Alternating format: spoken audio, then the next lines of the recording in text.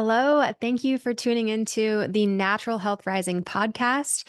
My name is Rachel Smith. I am a certified functional diagnostic nutrition practitioner, and I've helped hundreds of people naturally reverse symptoms of autoimmune diseases and other health challenges, from digestive issues to hormone imbalances.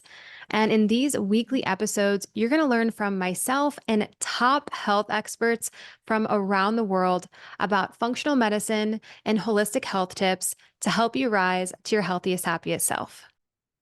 On today's episode, I have Dr. Heather Stone with me, who is one of the top functional medicine practitioners in the world. She has over 20 years of clinical experience in private practice. During that time, she has successfully helped thousands of women overcome the symptoms of hypothyroidism and Hashimoto's thyroiditis. Her thyroid transformation blueprint has been used by hundreds of doctors and thus has helped countless women return to happy, healthy, and lean. Her mission is to change the face of healthcare through her private practice, books, masterclass, webinars, education programs, and retreats on her ranch in Texas. Welcome to the show, Dr. Stone. Thank you. I'm glad to be here. Super happy to have you. I would love to start off with hearing a little bit about your background and what inspired you to build a healthcare practice for women who suffer from thyroid issues. Well, like many practitioners in this health space, I started with my own health issues.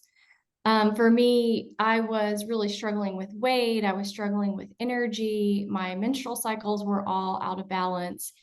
And, I went to several doctors, one in particular that essentially he said, nothing is wrong with you. I went in, and this is in undergrad, so it was quite a while ago. And just with me reading and studying and the things that I was learning, I'm like, I think I might have low thyroid. And so he's like, all right, well, let's just check it. So he checks my thyroid. I don't know what he checked, to be honest with you, because at that time, I wasn't in a place where I was like, oh, I probably need to look at those labs. So I don't know what he ordered. He probably ordered a TSH, especially back then, and it probably came back normal. And he said, everything looks good. I think that possibly your menstrual cycle's all messed up because you work out too much. And I found that to be interesting because I knew that when women have super low body fat, like when it goes under 10% body fat, that we stop our menstrual cycle. But I was really struggling with weight issues. Like I was 50 pounds overweight. And so, what he said to me made zero sense. And I am actually, on one hand, very thankful that he said that, because at that time, I knew that what he said wasn't accurate. And so I didn't believe what he was telling me. And as I was leaving his office, he said, oh, by the way, you're probably never going to get pregnant. So you're probably going to have fertility treatments. So not only was there no solution, it was like, okay, you don't have a thyroid issue. I don't know why you have all these other issues, and you're probably not going to be fertile down the road when that time comes, but I'm not going to search and figure it out. So for me, I thought, oh my gosh, this is not the life I'm going to live. And at the time I was trying to figure out, what avenue, what path I was going down in the healthcare field. And I thought, I have to figure this out for myself. And so once I figured it out, I was like, man, there are millions of women. You do a quick Google search, and I think thyroid medication is the second most common prescribed medication in the US, if not the world.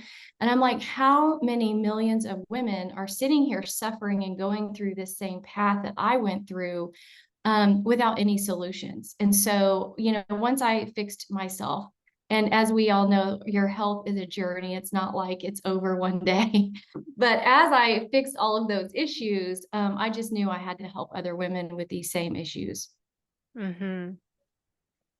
I feel like that's super inspiring for some people to hear who have maybe been told the same thing, because it's very common for a doctor to just say, you're stuck this way. You can't get pregnant. You can't do this. You can't do that. So it's amazing to hear that you were able to overcome that. And what was what was the biggest needle mover for you specifically? Like what really started to shift going from 50 pounds overweight and having these thyroid problems to regaining your health back?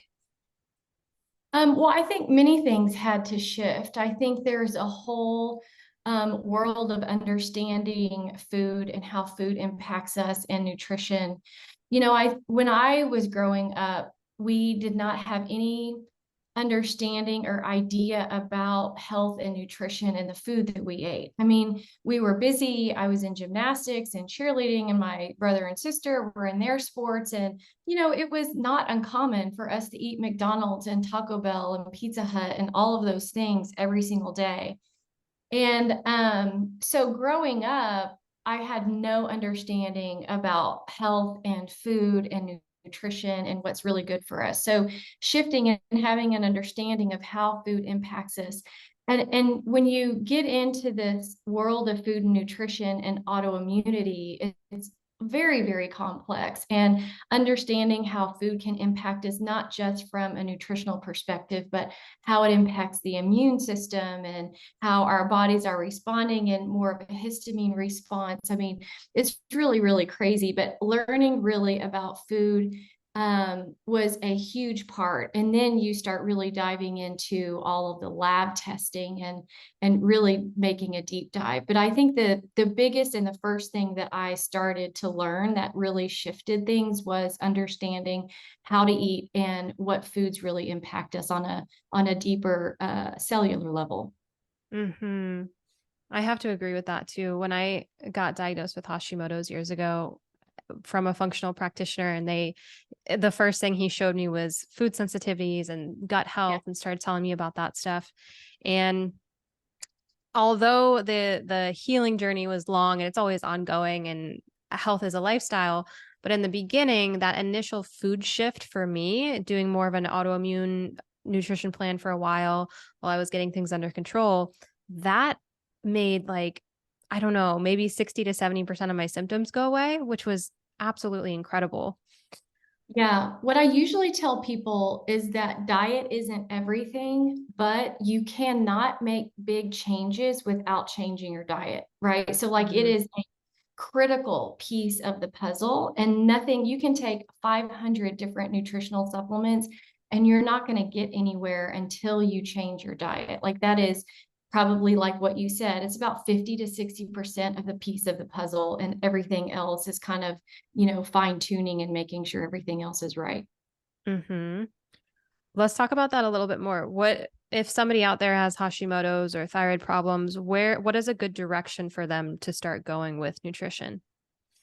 Yeah, and I teach this in my master class, and there's like five main foods that if we just got out of our diet initially, that would be a huge step. And then you can kind of start customizing based on the individual person.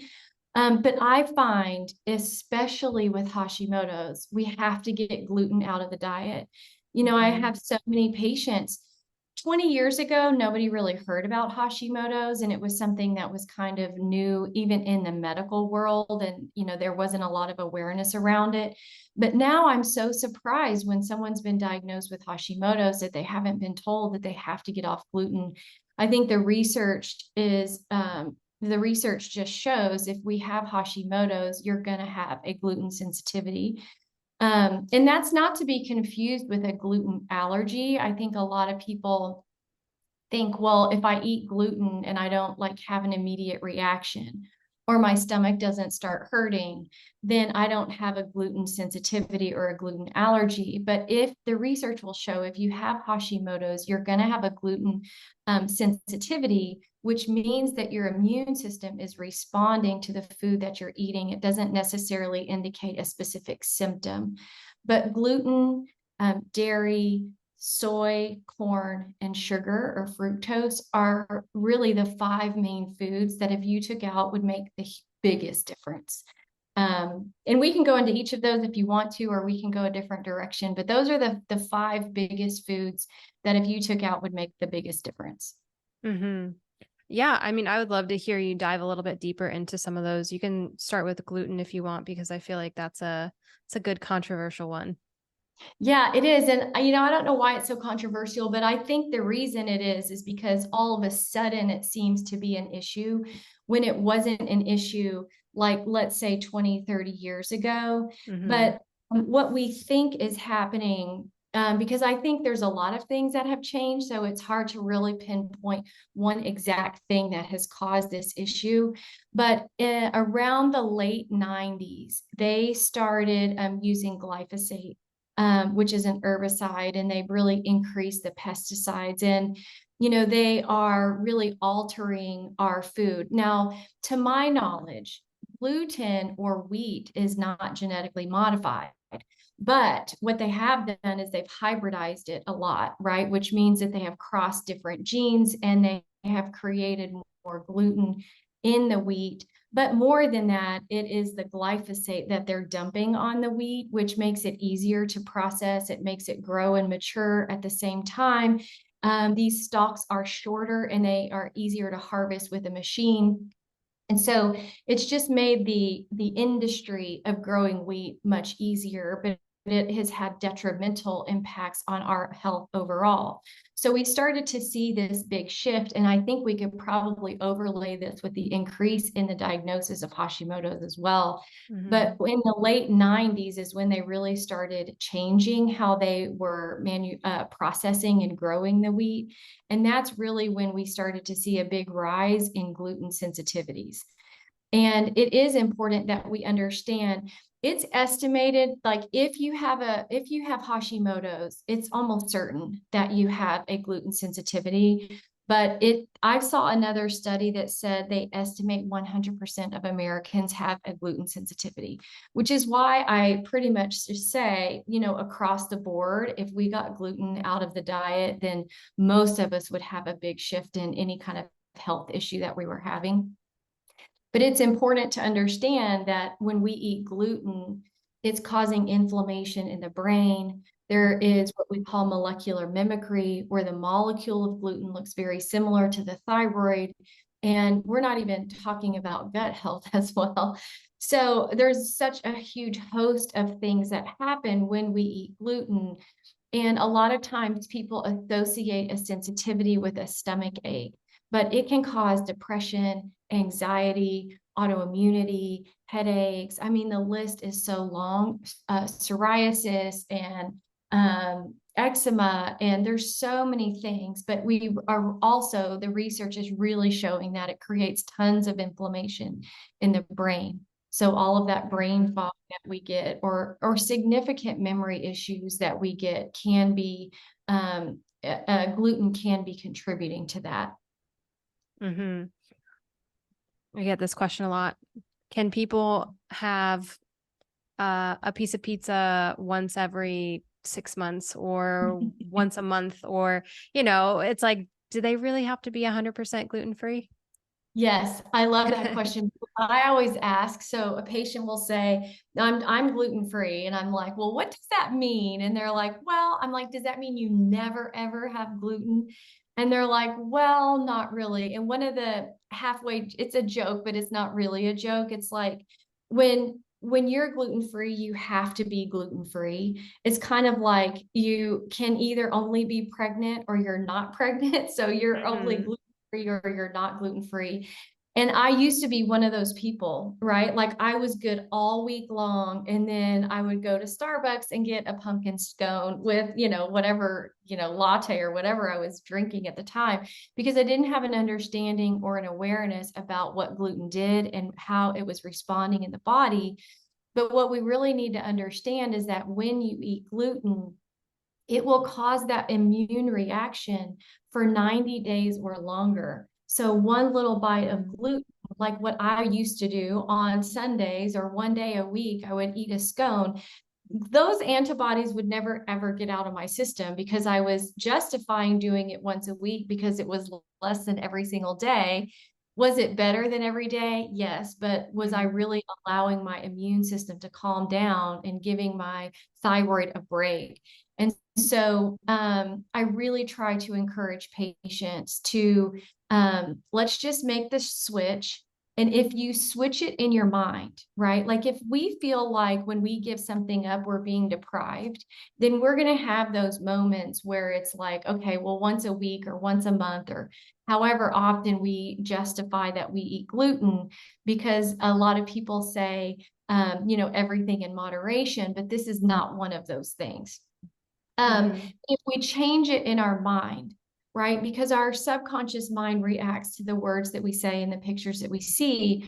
If we change it in our mind, what's really helped me is to think of gluten as rat poison, because gluten is poison, especially if you have Hashimoto. So it's like, is a little bit okay? Well, I don't know about you, but I would not eat rat poison by choice. And so for me, I've just been able to change it in my mind so that I'm not tempted at all.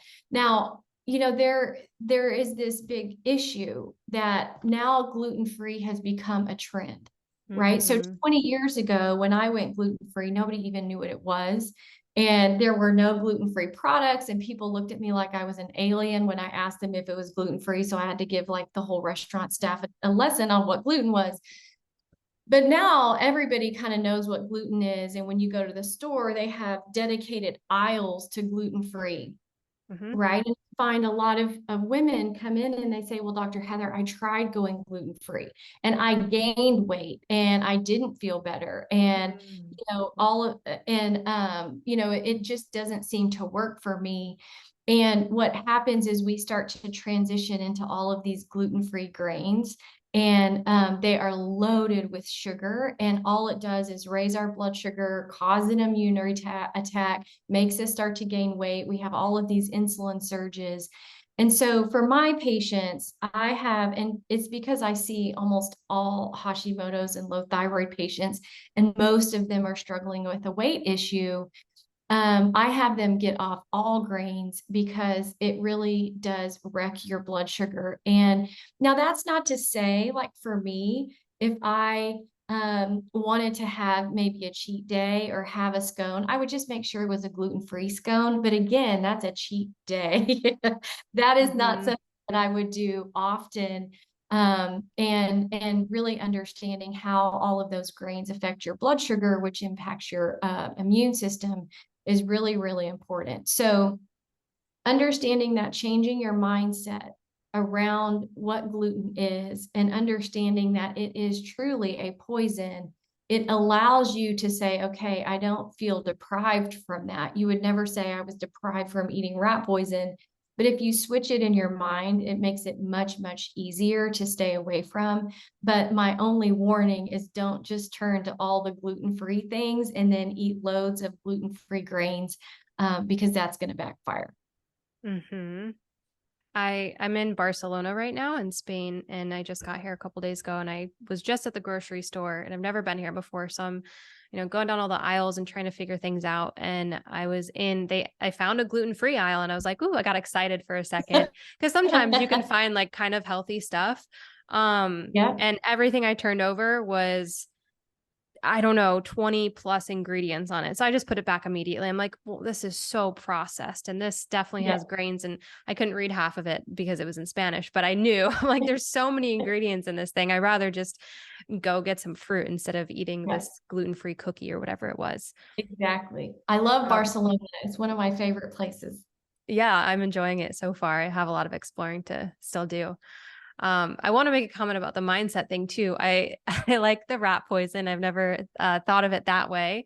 But another thing that I find that helps me and also clients is people will initially, let's say they go out to a party or they go hang out with their friends, and now all of a sudden they're doing this gluten-free thing and they're not used to it.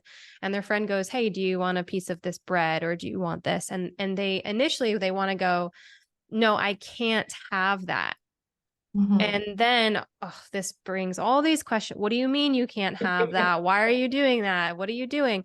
And then they try to explain it. It just creates this weird energy sometimes for people if they're not used to it. Versus saying, oh, yeah, I just don't do that, or no, thank you, or yeah, I don't eat gluten. Like it's this really small shift in words of just saying like Yeah. I choose to not do that basically versus I can't, and that restriction part that you're talking about I find can sometimes help people and also maybe avoid weird uncomfortable conversations with friends.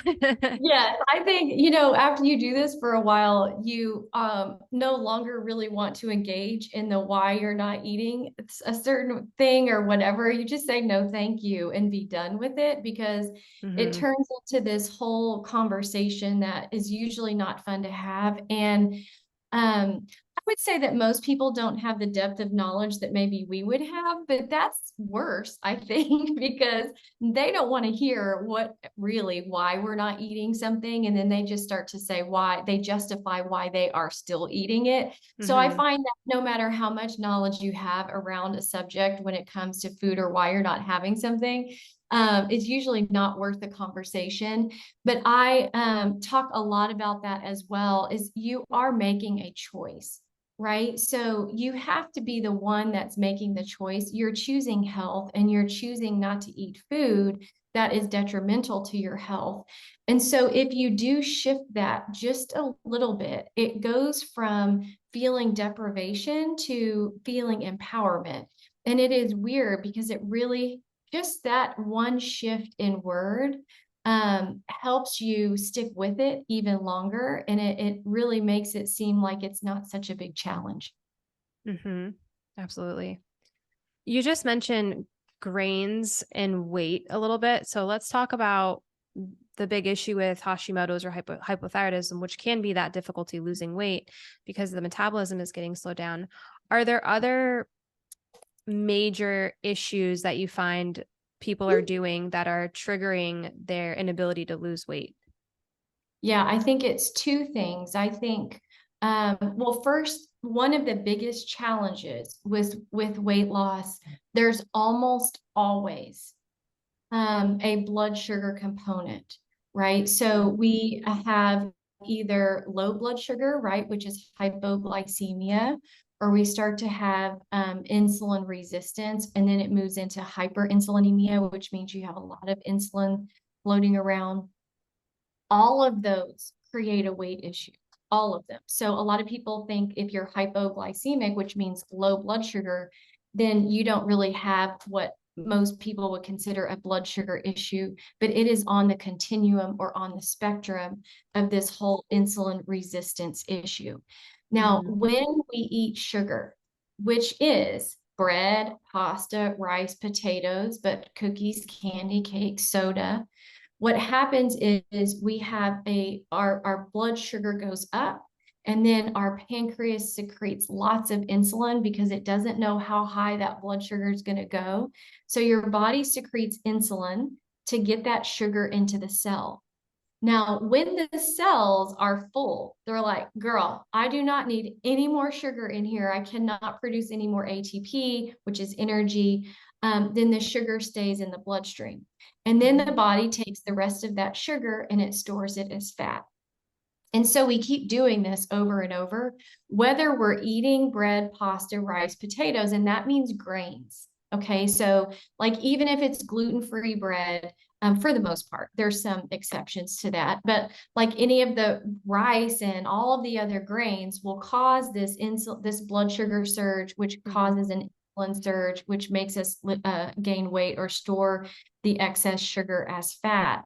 Now, that's one issue, but if we go all day without eating, our blood sugar drops and then our liver dumps a bunch of sugar into the bloodstream and then the pancreas secretes insulin and that whole thing starts to happen again. And so almost always, anytime someone is having a weight issue, we always find a blood sugar issue.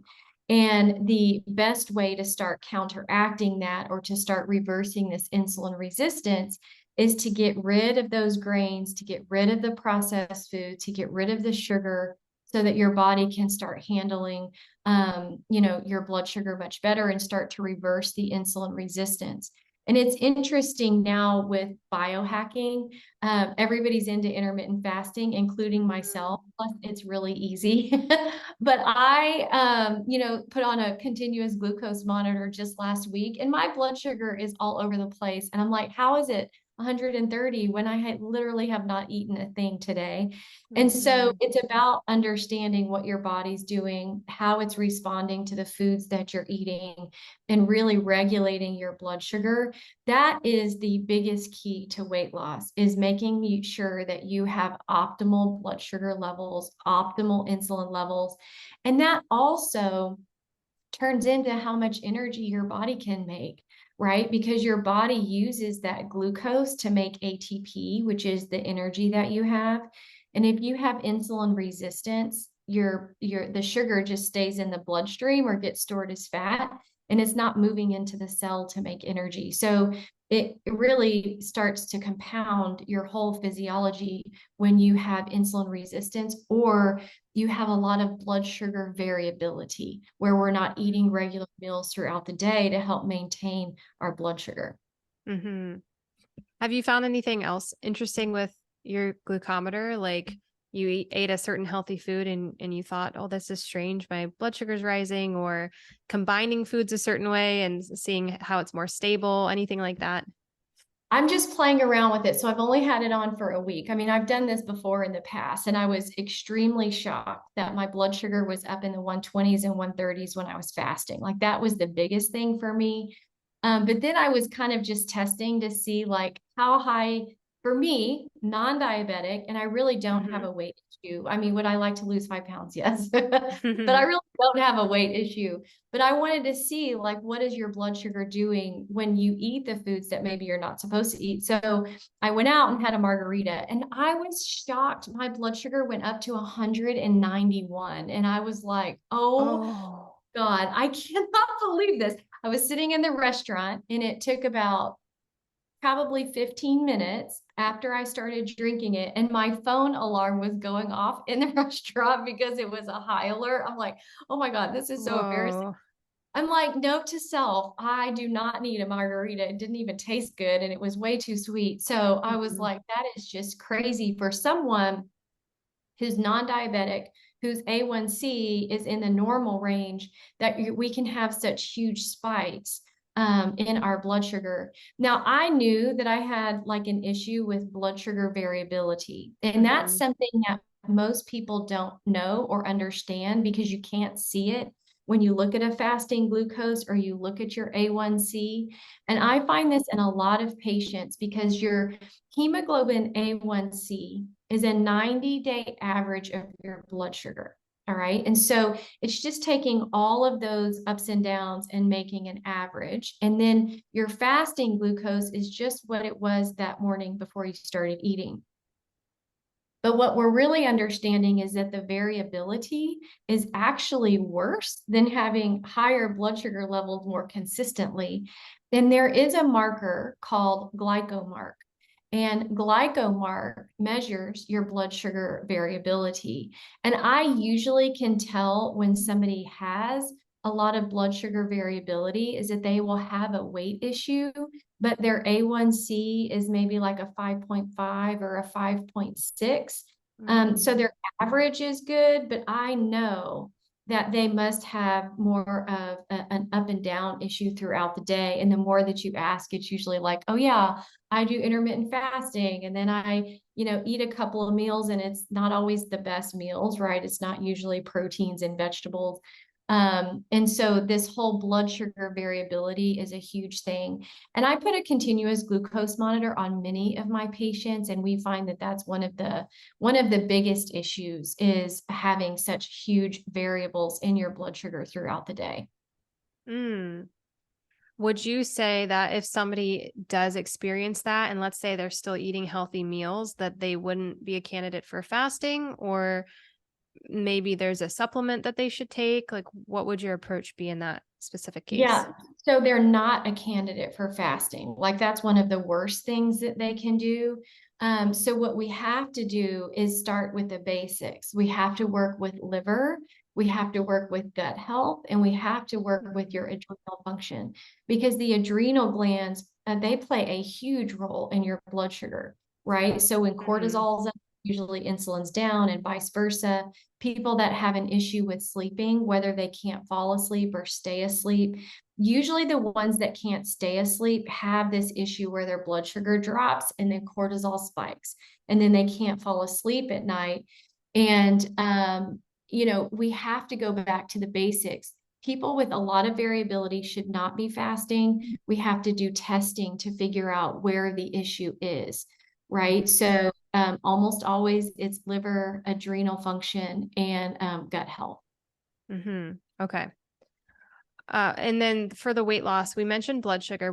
You said there was a second part of the biggest challenges with weight loss, or did we hit all that? Well, the other thing I think that's important with weight loss is dairy.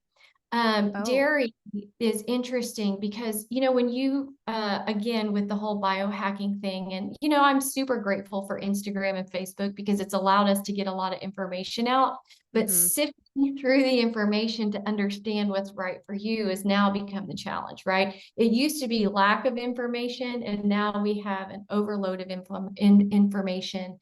And with the whole keto movement, which I think ketosis, like moving into ketosis and trying to work to get your body out of sugar burning, is going to be very helpful for a lot of people that have that variability. However, when we're doing keto diets, a lot of times dairy is all in there. And dairy is very inflammatory. It has some molecular mimicry with gluten. It can be a cross reactor. So, like when you eat dairy, your body responds exactly how it responds to gluten. Mm-hmm. And the other thing with dairy is it has insulin-like growth factor.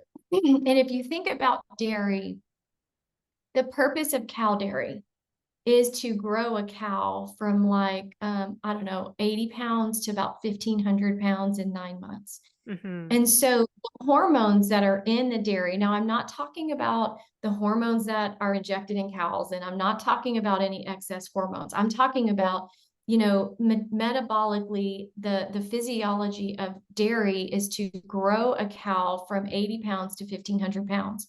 And now cheese, it takes 12 pounds of milk to make 1 pound of cheese. And so you're concentrating Wow. all of the hormones.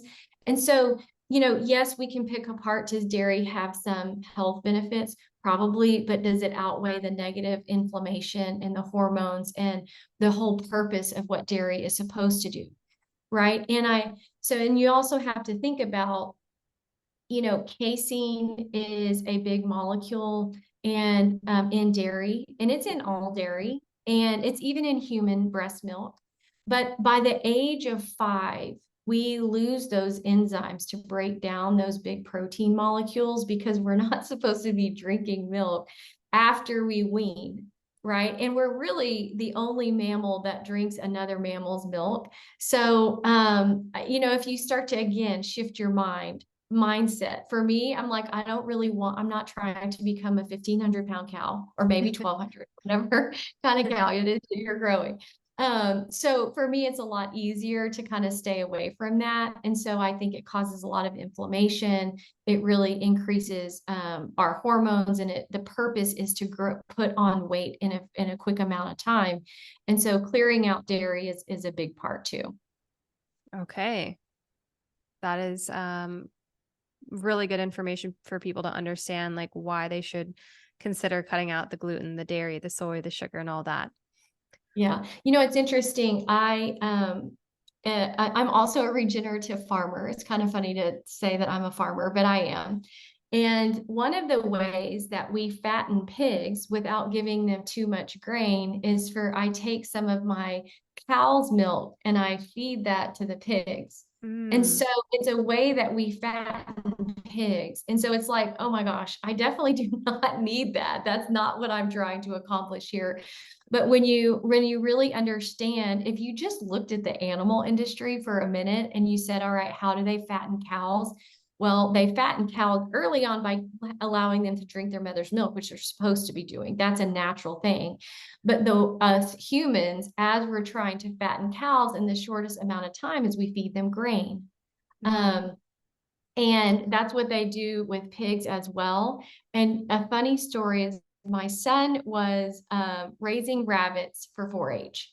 And when we bought the rabbits, the breeder gave us some rabbit food. And I'm looking at the contents of the rabbit food. I'm like, this stuff is so bad. I just can't ethically give it to these rabbits. So I changed the food to like alfalfa and all the grasses that rabbits usually eat. And my son took it to go show in the livestock show, and none of them made weight. He's Oh, like, Mom, none of my rabbits are fat enough to even show. So we wasted all of this money on the cages, and now I have 9 rabbits. And so I'm like, oh my God, really? And he shows me a picture of the rabbits that made weight. And these rabbits are like 3 times the size of our rabbits. And I'm like, wow. Shannon, I think that rabbit is diabetic. And it was interesting too, like during COVID, if you saw some of the stuff on Instagram where they were killing off all of these cows in feedlots, I just couldn't for the life of me figure out, like, well, how come they can't just wait another month? Like, it's going to cost them a little more in feed, but why can't they just wait like a month or 2 months and then, slaughter them whenever COVID is back, COVID is gone? And what's actually going on is most cows that are grain fed are diabetic. And if they did not kill them, they would start dying off. And so most of that marbling that you see in the meat it is fat deposits in the muscle. Mm, And so if you just think about how they accomplish that, it is by feeding them grain. And we can tell a dramatic difference between grass-fed and grain-fed. And you just have to apply that to the human diet, right? Like if we go, if we use what we learn in farming and we apply those principles, then we're going to have better health. hmm. Wow, that is so fascinating. I thought so. Now I have 9 rabbits, and I don't know what to do with all 9 of those rabbits. Um, oh my gosh, I could talk about nutrition for forever, but I would love to know your thoughts on thyroid medication. Who really needs it? And is there a specific type that would work best for people? Okay, I love this question. I think every patient must have this question, especially when they start. And the thing that we have to understand is that most people with thyroid issues have Hashimoto's. Most. I think it's upwards of 98% is what we're seeing now. But let's just say 90 to 98% of us who have low thyroid have Hashimoto's, which again is an underlying autoimmune condition where the immune system is attacking and killing the thyroid. Now, when you have Hashimoto's, the approach is you have to get the immune system stable. Hmm. That's the issue, right? That's the primary focus of anybody who has an autoimmune condition, is to stabilize the immune system. Now, one of the triggers for people who have Hashimoto's is low T3 or low T4. So once those thyroid hormones go down, it'll trigger the immune system to attack the thyroid. So when we have low T3 and low T4, it is likely that you will need a medication, or when I say medication, you will need thyroid hormones to calm down the immune system. What we have to realize is that most of the time when we have Hashimoto's, we don't ever show low thyroid until the immune system has killed enough of the thyroid tissue that it no longer can produce thyroid hormones. At that point, we do need thyroid hormones. I mean, thyroid hormones are unique in that it's the only hormone that has a receptor site on every single cell in the body from head to toe, which is Hmm. why we can experience such a huge host of symptoms when our thyroid levels are low.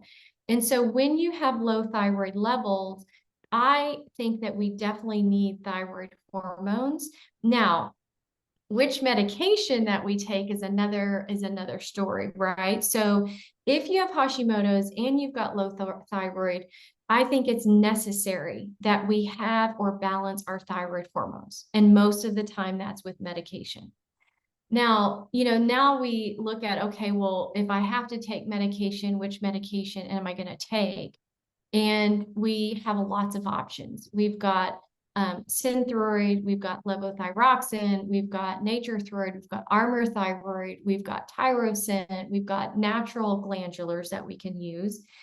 And it's important, if you have low T4, you probably need T4 replacement, right? Now, if you have low T3, but your T4 is normal, we can probably work on that conversion, right? That's usually an under conversion pathway where we can work with the body to convert T4 to T3, and you may not need thyroid replacement. But when you have low T4, you usually need a medication, and those T4 is only in medication form. You can find T3 in natural supplements, but the pharmaceutical companies have kind of a handle on T4 that only they can produce T4. And so you're looking at Synthroid, levothyroxine, or tyrosine. Now, sometimes when people take levothyroxine or Synthroid, they have a negative reaction. And that usually is because they have issues with the binders and the fillers that are in those products. They used to have gluten in them. I'm not sure if they took gluten out, but they will have corn in there and they will have lactose in there. And so some people do respond or negatively react to that. So the other option is tyrosine, which I love that medication because it's extremely clean. It comes in a gel cap. And there's three different forms of tyrosine. It's just the T4 hormone, and I think it's an MCT oil or coconut oil. It's super clean. If you have issues with the gelatin in the gel cap, it comes in a little packet where you can squeeze it. So there's three different options depending on your sensitivity level. Unfortunately, most insurance companies don't cover tyrosine unless you can prove that you have some kind of sensitivity to one of the other medications. But we've helped several patients be able to overcome that. And tyrosine usually has some, it feels like it's becoming a commercial for tyrosine, but usually just patients have a good response to that if they're having issues with the other medications that have the fillers. Okay. What about supplements? Are there some key nutrients that you see are missing in women and how that improves thyroid function for them? Yeah, I think one of the biggest ones is vitamin D. Vitamin D is, as much as we know about vitamin D and how most of the population knows that we probably should be taking vitamin D, I think there's a lot of misunderstandings about, how much vitamin D we need to be taking.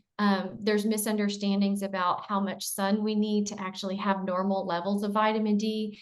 But vitamin D, and I always give vitamin D3 with K2 because it helps you absorb the vitamin D into the calcium into the bones and not the tissues.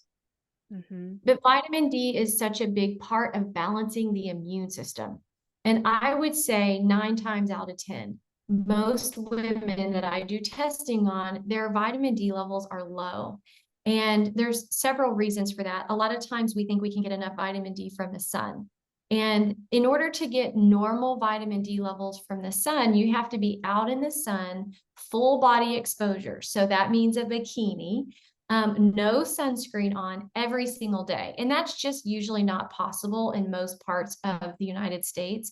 But that's enough to get your levels right into the lab range. And those lab ranges, if usually depending on where you're at, here I'm in Texas, so the lab range is 30 to 100.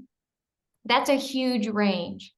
And so ideally, we want to get vitamin D levels between 70 and 80, and sometimes even higher than that. And I find that that's usually not possible just with sun. Now, also people that have Hashimoto's or autoimmune issues, we have an issue with absorption, right? Our ability to absorb vitamin D is decreased. And so I find that we have to supplement with vitamin D. And I also encourage getting out in the sun for that natural vitamin D production as well. But vitamin D, I would say most of my patients are on 5 to 10,000 IUs of vitamin D a day. But I test my patients so I know like how much they need and we can customize that.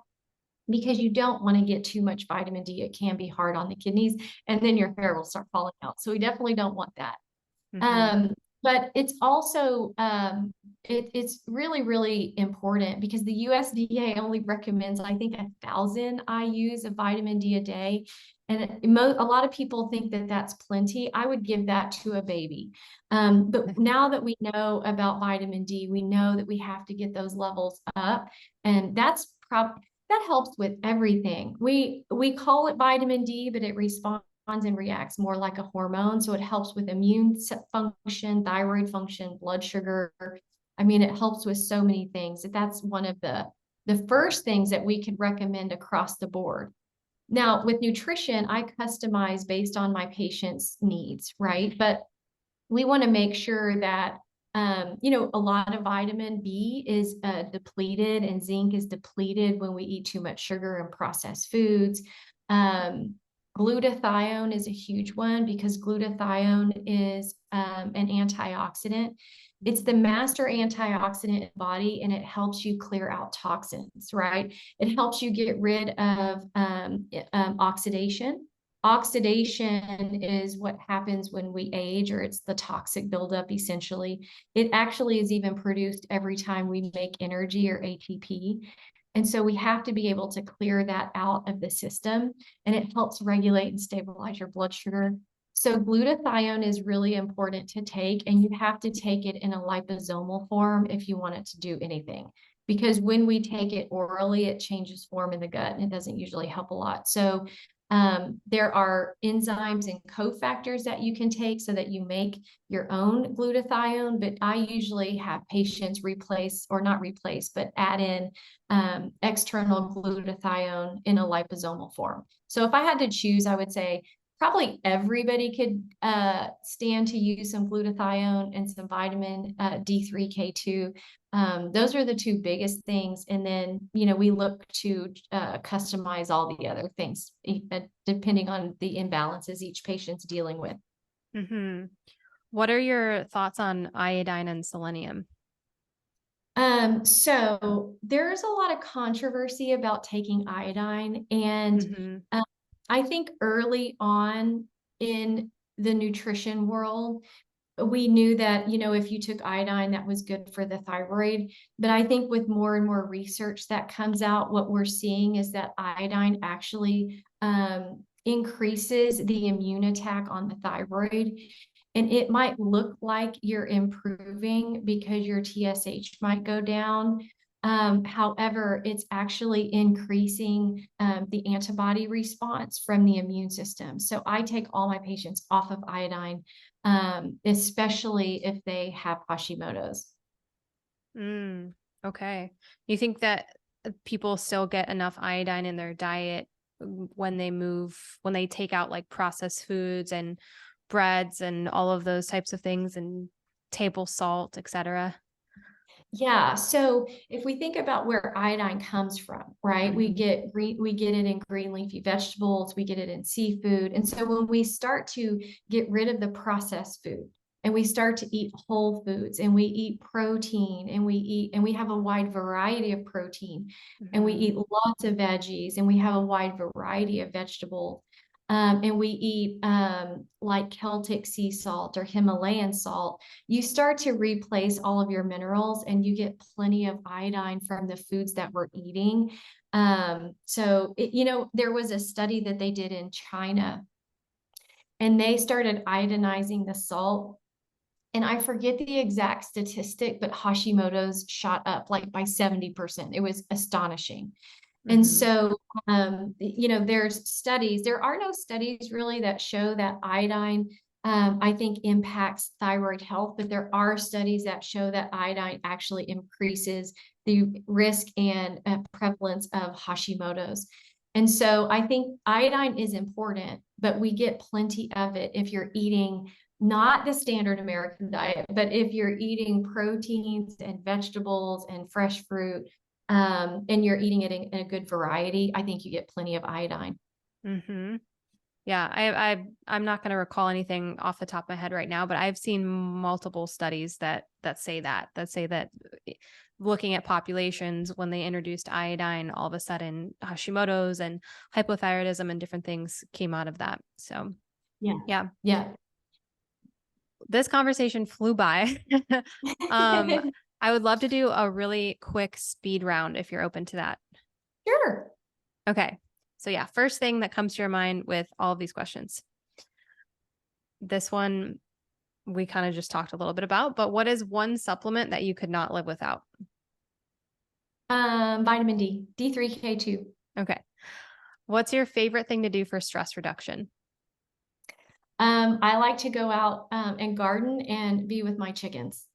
Okay. How many chickens do you have? Oh my God, it just keeps growing, but I have 120 chickens right now. Whoa. I have some that live in the paddocks and they help us with fly control. So they kind of follow the cows wherever they're moving to. But I have like my pet chickens and I have about, well, some of the chickens from the paddocks came over to be my pet chickens, about 10 of those. Mm-hmm. But I just had a mama hatch like 11 chicks, which she was hiding and I did not know. So now I have another 11 chickens. So I have about 50 pet chickens, and all the other ones are out in the paddocks, helping us with fly control and then food production. Oh, that's cute. If you could have one superpower, what would it be? Hmm. Um, that's an interesting question. The one superpower I would love to have is just to be able to look at a human being and scan them and know exactly what's wrong without having to do all of these other testing. That would be fun. I like that. Yeah. You would be like the number one practitioner to go to. Yeah. If you could eat one meal for the rest of your life, what would it be? Um, Well, okra is my favorite vegetable, which is such a southern thing. So Mm, I don't fry it. I saute it. I saute or grill okra and probably fillet. That would be my favorite meal. okay. And final question, if you could leave the listeners with one tip that they could implement this week to help them live a healthier, happier life, what would that be? That would be to take out gluten's the most important, followed by the other four: dairy, corn, soy, and sugar. Okay, amazing. Well, thank you so much for being on the show. Go ahead and share where people can find you. I think you have some things for the audience as well that we'll put in the show notes, and anything else, any final comments. Yeah, so they can go to thyroidtransformationbook.com and we have the first two chapters of my book there so they can kind of get a sample, see if it's something that they're interested in. And then they can get my book on Amazon. It's called The Thyroid Transformation Blueprint. And also, if they want to connect, I have a really large group on Facebook, Mhm. and they can to Happy, Healthy, and Lean on Facebook. If they just search that, they'll see my picture and they'll know it's the right one. But I think we have almost 18,000 ladies in that group, and it's just a really great support system and a really good place to go for information. Awesome. We will put that all in the show notes. And this was a very, very amazing and educational conversation. So thank you so much for being on the show, Dr. Stone. Absolutely. Thank you for having me. Thank you so much for watching this video. Don't forget to like this video and comment, letting me know what you enjoyed and what you want to see more of. Also, please subscribe and hit the notification bell so that you get alerts when new content is coming out and you don't miss any videos. And just a quick reminder that this information is for educational and entertainment purposes only. It is not intended to diagnose, treat, or cure any illness or medical condition. Please consult with a qualified healthcare professional before making any changes to your diet, exercise routine, supplements, or medical treatment. If you're looking for a functional medicine practitioner, please reach out to me. And thank you again for watching, and keep striving to become your healthiest, happiest self.